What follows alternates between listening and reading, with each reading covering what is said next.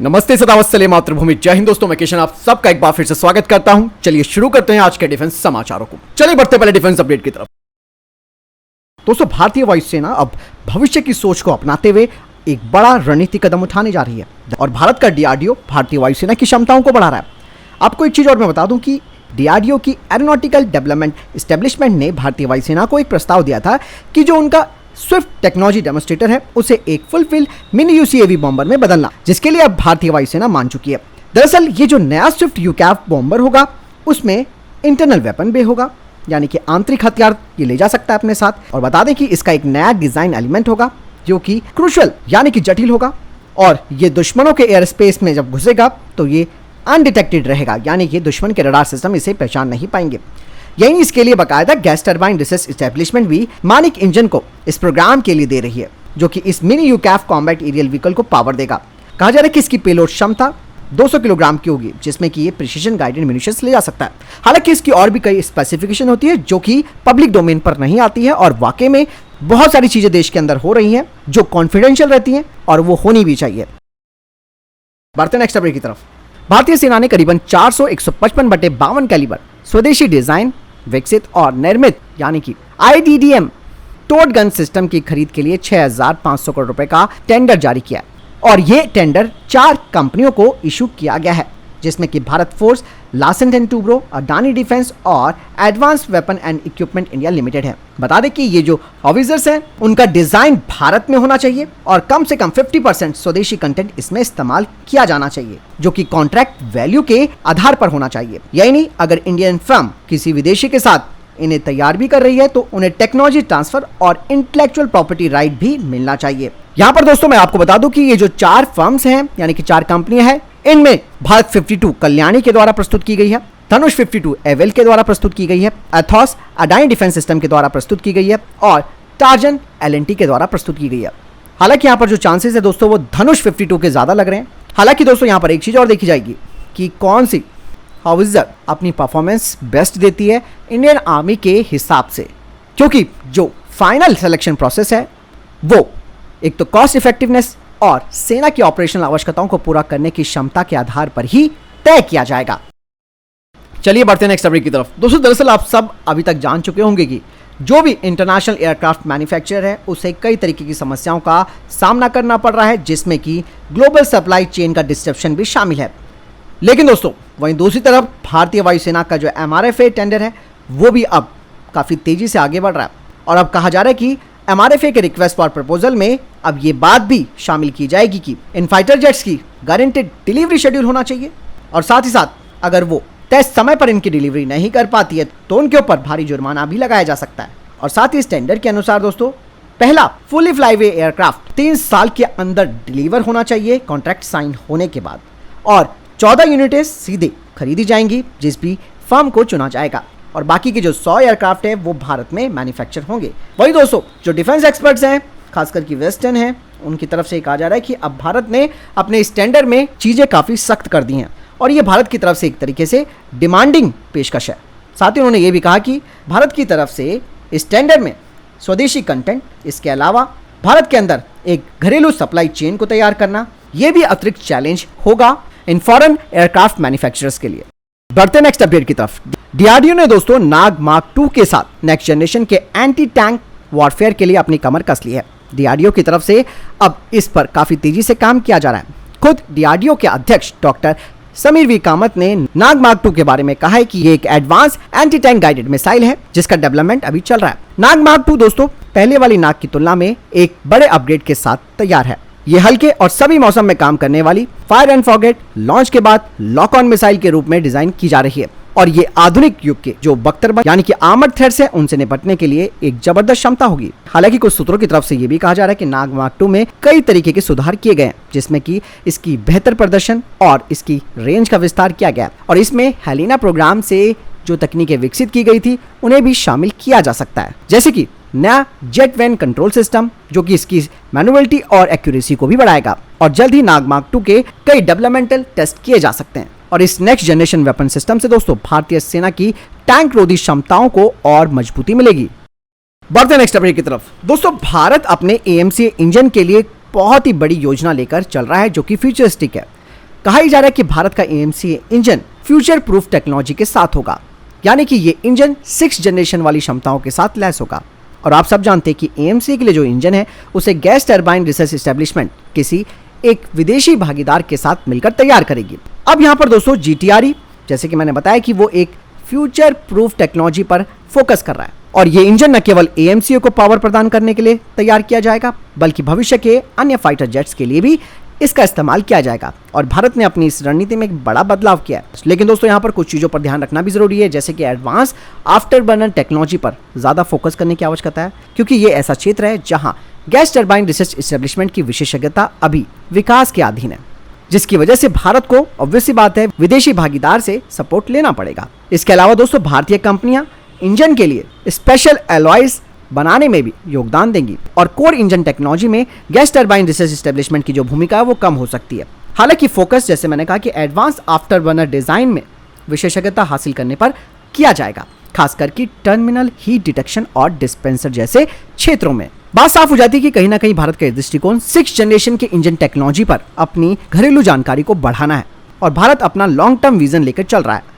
यही नहीं दोस्तों, भारत को इंजन के लिए इंटेलेक्चुअल प्रॉपर्टी राइट और स्थानीय उत्पादन के लिए टेक्नोलॉजी ट्रांसफर भी किया जा सकता है, जिससे कि भारतीय कंपनियां इंजन प्रोडक्शन में धीरे धीरे महारत हासिल करने के करीब पहुंच पाएंगी और साथ ही साथ भारत की एक रोबस्ट डोमेस्टिक सप्लाई चेन भी तैयार हो जाएगी। और यहाँ पर एक चीज और मैं बता दूं कि इंजन के लिए पूरी तरीके से सेल्फ रिलायंस होना, यानी कि पूर्ण आत्मनिर्भरता होना, ये एक बहुत ही जटिल काम होता है, क्योंकि इंजन का प्रोडक्शन करना ऑब्वियसली बात है अपने आप में ही एक जटिल काम माना जाता है।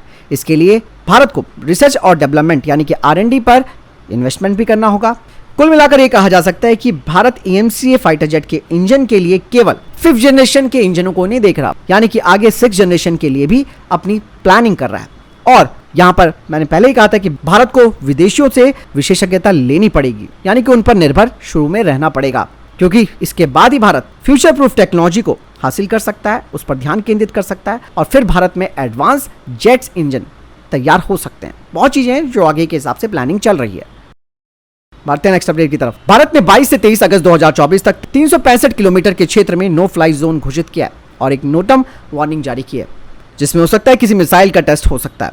कहा जा रहा है कि इसमें सतह से सतह पर मार करने वाली किसी मिसाइल को टेस्ट किया जा सकता है। चलिए बढ़ते हैं नेक्स्ट अपडेट की तरफ। हाल ही में दोस्तों तमिलनाडु में तरंग शक्ति अभ्यास हुआ। इस दौरान ऑब्वियसली बात है फ्रांस के राफेल फाइटर जेट भारत आए हुए थे, लेकिन दोस्तों होता है ना अक्सर की टेक्निकल चीजें हैं, फाइटर जेट में भी प्रॉब्लम आ जाती है। ठीक ऐसे ही फ्रांस के राफेल फाइटर जेट के साथ हो गया, लेकिन दोस्तों भारत में इस फाइटर जेट को ठीक करके इसे वापस सर्विस में इंडेक्ट कर दिया। अब ये हुआ कैसे?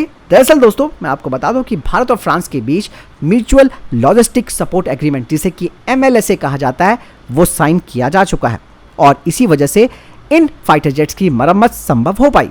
और ये एक रणनीतिक साझेदारी आप समझ सकते हैं, जिससे कि दोनों देशों के सशस्त्र बलों के बीच लॉजिस्टिक और सर्विसेज को साझा करने की अनुमति मिलती है। क्योंकि ऐसा नहीं है दोस्तों कि किसी फाइटर जेट को आप मैकेनिकली ठीक कर दें जैसे गाड़ियों का करते हैं, ये ऐसा बिल्कुल नहीं होता इन चीज़ों में। जब तक आपके बीच एग्रीमेंट नहीं है आप उस फाइटर जेट को खोल तक नहीं सकते हैं। एक चीज़ और मैं आपको बता दूं कि राफेल की मरम्मत के लिए जो ज़रूरी स्पेयर पार्ट्स हैं उसके लिए भारतीय वायुसेना को एक बड़ा भंडार भी दिया गया है और इन्हीं का इस्तेमाल करते हुए भारत ने फ्रांस के इस फाइटर जेट को ठीक किया और इस फाइटर जेट को वापस उड़ान भरने योग्य स्थिति में ला दिया। नहीं तो दोस्तों ये पॉसिबल नहीं था।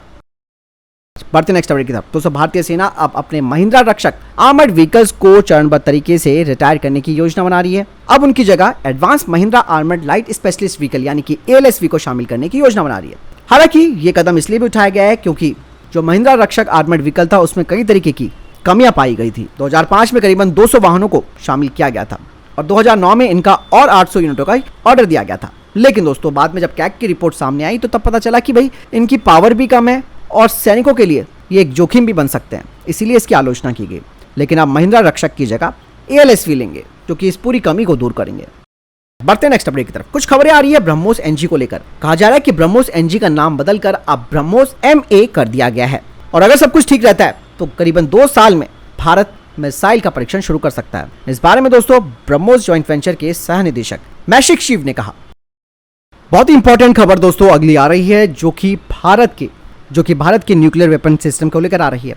अमेरिका ने दोस्तों भारत के न्यूक्लियर वेपन सीक्रेट का एक बड़ा खुलासा किया है और उन्होंने कहा कि योग की तस्वीरों से भारत का न्यूक्लियर वेपन सीक्रेट जो है वो अब खुल गया है। अमेरिकी वैज्ञानिकों ने कुछ तस्वीरों के आधार पर यह पुष्टि की है कि भारत ने अब समंदर के अंदर छिपे रहने वाली जो सबमरीन आधारित परमाणु मिसाइलों को बढ़ाना शुरू कर दिया। और हाल ही में मैंने आपको डिफेंस अपडेट में बताया था कि भारत ने अपनी पुरानी नौसैनिक परमाणु मिसाइल क्षमता जिसमें कि धनुष थी उसे रिटायर कर दिया। अब यह खबर दोस्तों रिलेट हो रही है अमेरिका के इस खुलासे से।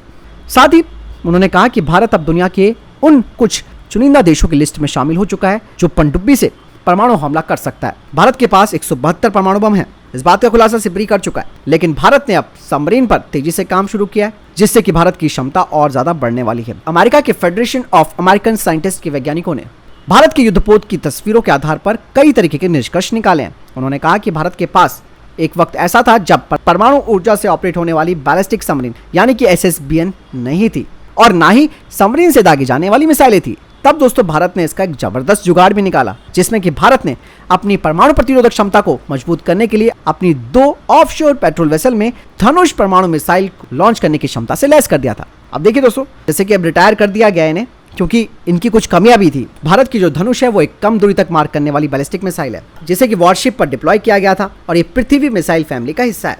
धनुष जो कि सिंगल स्टेज और लिक्विड फ्यूल से चलने वाली मिसाइल है, ये परमाणु और कन्वेंशनल दोनों तरह के हथियारों को अपने साथ ले जा सकती है।